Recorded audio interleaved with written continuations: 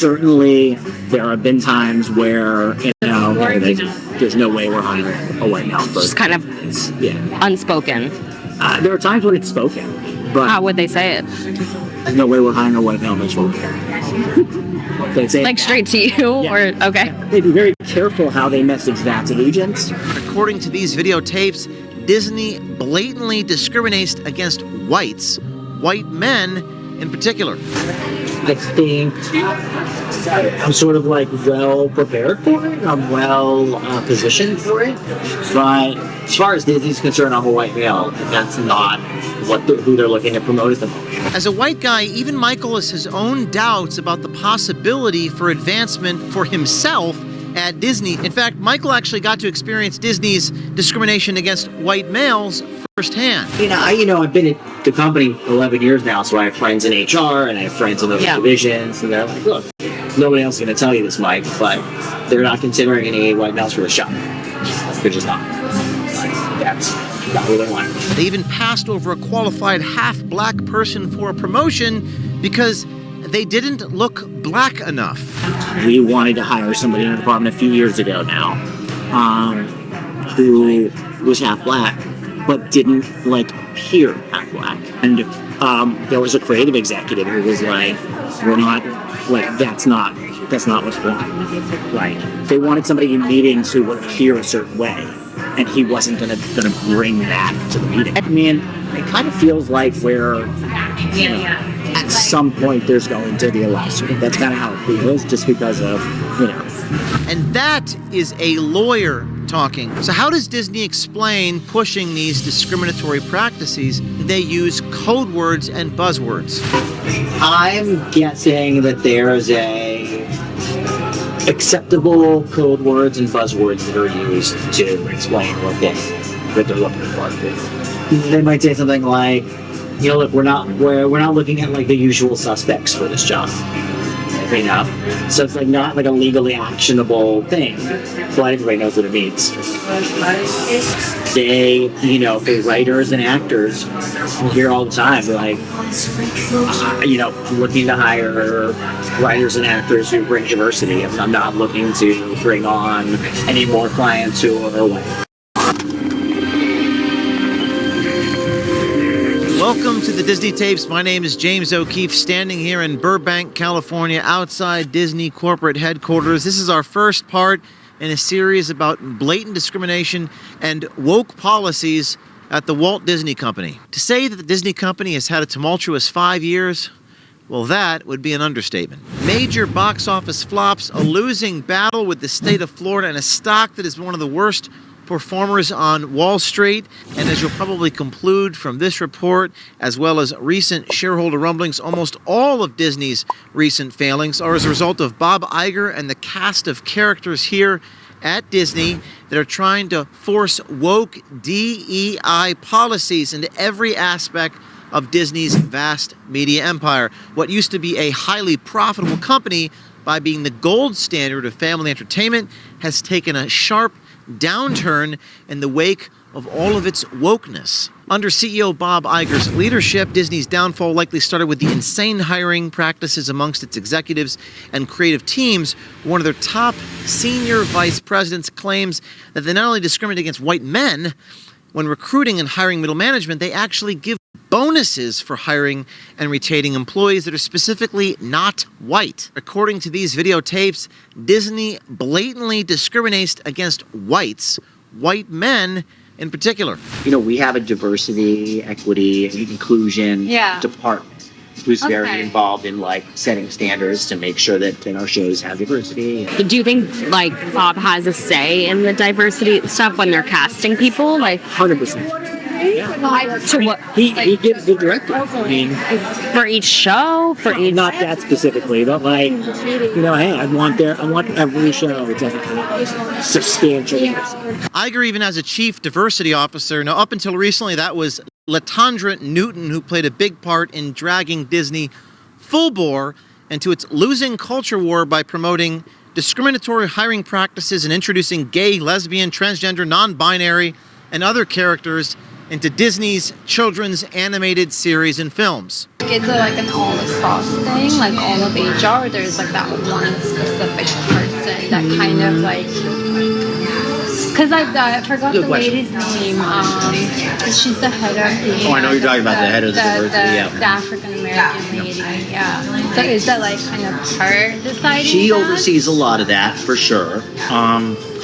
But it's pretty broad, I would say. There are other people in HR who are also focused on that. I would say a relatively large percentage of our top writer creators happen to be women, and a lot of Just by happenstance. I mean, like, just like if you say whatever, I don't know, whatever 10 or 15% of the population is gay, I would guess that 30 to 35% of our top writers are going to be, gay, and so I think a lot of them lean into trans stories more than the average straight writer would. And in an odd twist, you have to be a white Jewish guy to be considered for a C-suite job. More on that next week. But now, let's meet Los Angeles-based Michael Giordano, a white male and Walt Disney's Senior Vice President of Business Affairs. I do like business affairs, so like negotiations for television. Oh, okay, gotcha. Yeah. Nice. That's really So cool. not really like on the creative side. So it's a lot of it is, like knowing like the guild agreements and the union agreements and everything. Like make offers for the writers and the actors who are going to be out working on the show, and the producers and the directors, and try to get to a place where we can close a deal with them, help the production to budget, and so much of my job is just the negotiating, really. And then other people are doing kind of the drafting of the contracts. So, Oh, wow. So, yeah, what's the negotiating like? I'm like sitting down trying to figure out, okay, what are we gonna pay this actor for this role? What do we think they want? Oh, wow. Kind of strategize that.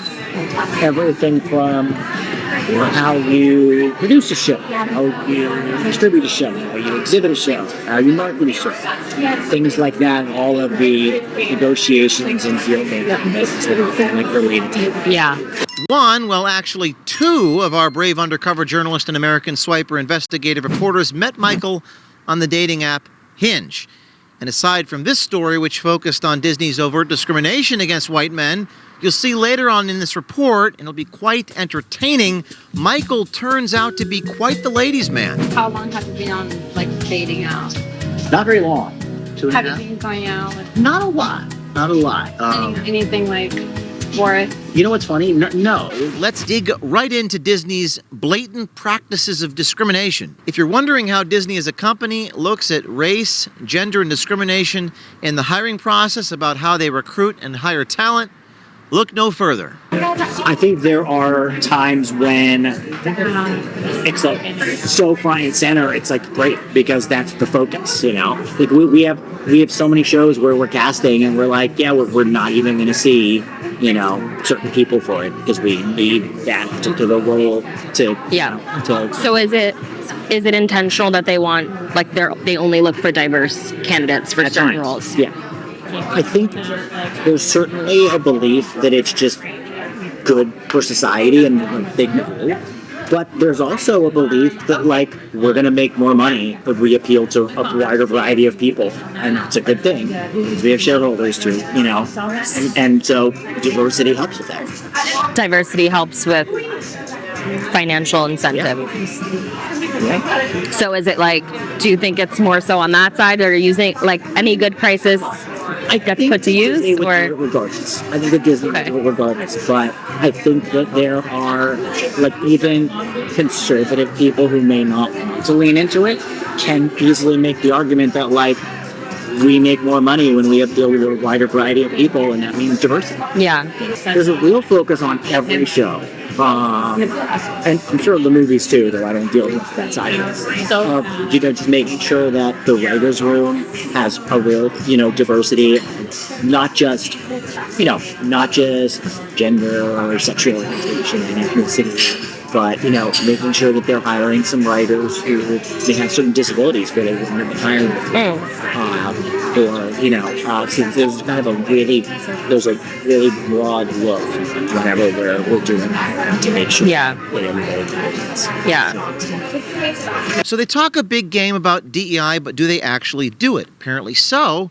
They even passed over a qualified half-black person for a promotion because they didn't look black enough. Yeah. We had a situation where we wanted to hire somebody in the department a few years ago now, who was half black, but didn't appear half black. And there was a creative executive who was like, "We're not that's not what's wrong." They wanted the full. They wanted somebody in meetings who would appear a certain way, and he wasn't gonna bring that to the meeting. And so this is on the This was on the corporate side, the business side. Never understood that. Is it because I know a lot of I have a lot of black friends who are not as dark as So do they care about that, or is the ethnicity actually? They say they don't care about it, but the truth is, to some extent, they do. If you're mixed, but you don't look black at all, which sometimes happens, then they're like, "Oh, I'm not so sure." But if you're mixed and you can tell somebody's part black, but they're not that black, then okay, that was still, it's crazy. But apparently, Meghan Markle is black enough? You can't make this up. So would Meghan Markle, who's pretty white, Right, yeah. would she be considered She would still be, diverse? She or, would, yeah. or Huh? As a white guy, even Michael has his own doubts about the possibility for advancement for himself at Disney, saying, quote, "As far as Disney is concerned, I'm a white male." Right now, I'm a half step below a true department head. I have a team under me, but I don't oversee a whole department. And I'd like to oversee a whole department, whether that's at Disney or having to leave. So. Okay. Do you think that you'll have the opportunity at Disney? I'm not sure, to be honest with you. I think I'm sort of well prepared for it. I'm well positioned for it. But as far as Disney's concerned, I'm a white male, and that's not who they're looking to promote at the moment. In fact, Michael actually got to experience Disney's discrimination against white males firsthand. So. Oh, do you think that has a lot to do with it? I don't know a lot, but it's something to do with it. Really? Yeah. What do you think the competition is? Oh, I mean, I've been up for jobs internally against people who have less experience than me, and haven't gotten. Okay. And they were given to somebody else. Do you think it had something to do with their... In one or two cases, I was told very explicitly that it did. Yeah. Explicitly how? What did they tell you? I mean, I've been at the company 11 years now, so I have friends in HR and I have friends in those divisions, and they're like, "Look, nobody else is going to tell you this, Mike, but they're not considering any white males for a shot. They're just not." That's not what they want.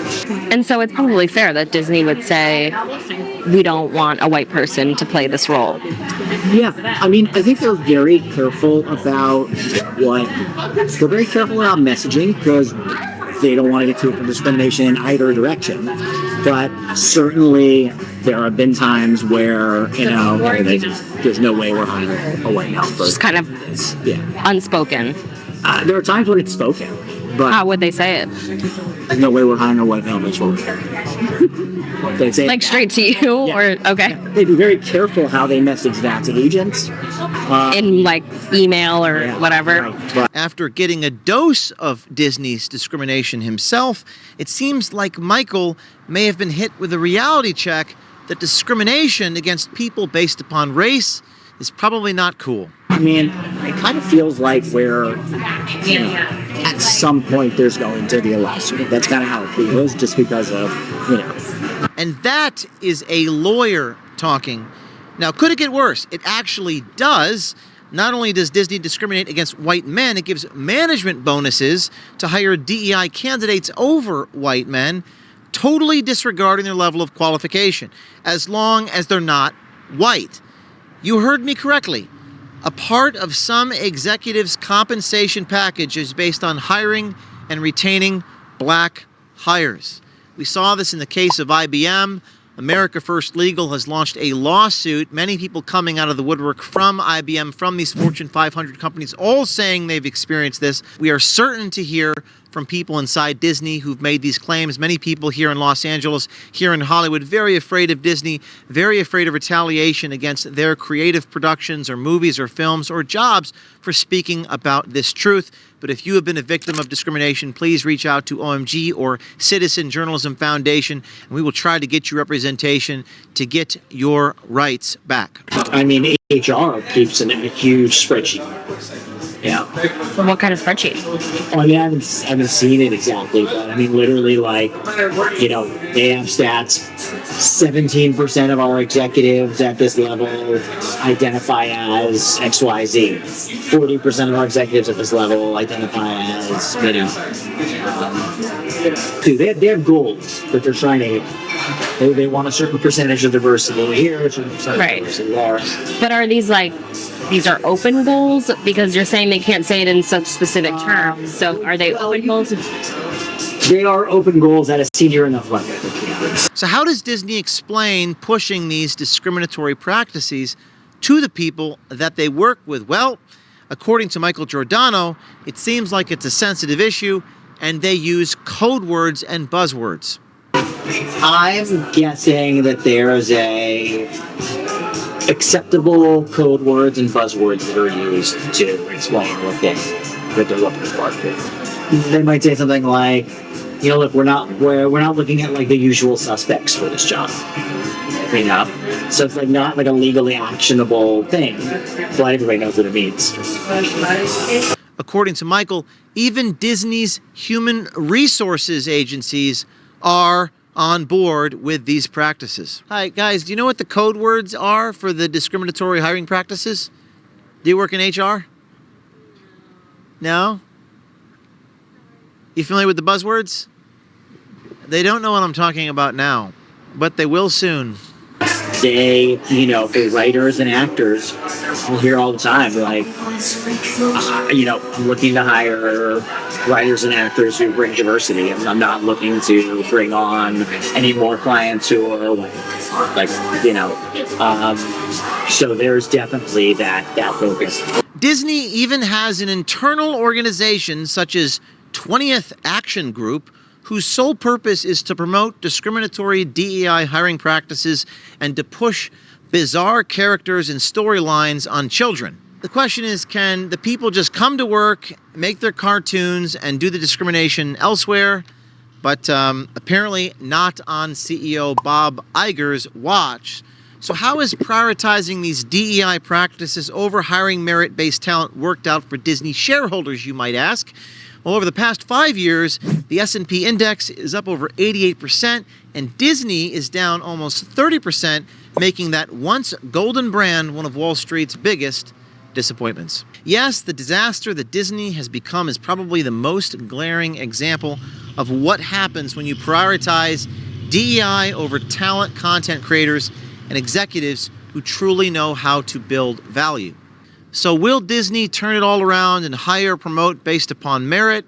We shall see. This is just part one. We got another tape coming out next week. This is a multiple part series.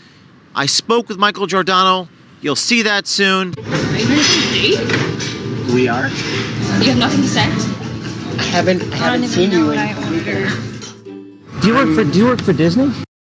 I'm not gonna. Is this you right here? And hopefully we get a comment from the CEO, Bob Iger, reporting from Burbank, California, outside the Walt Disney Company. This is James O'Keefe with OMG.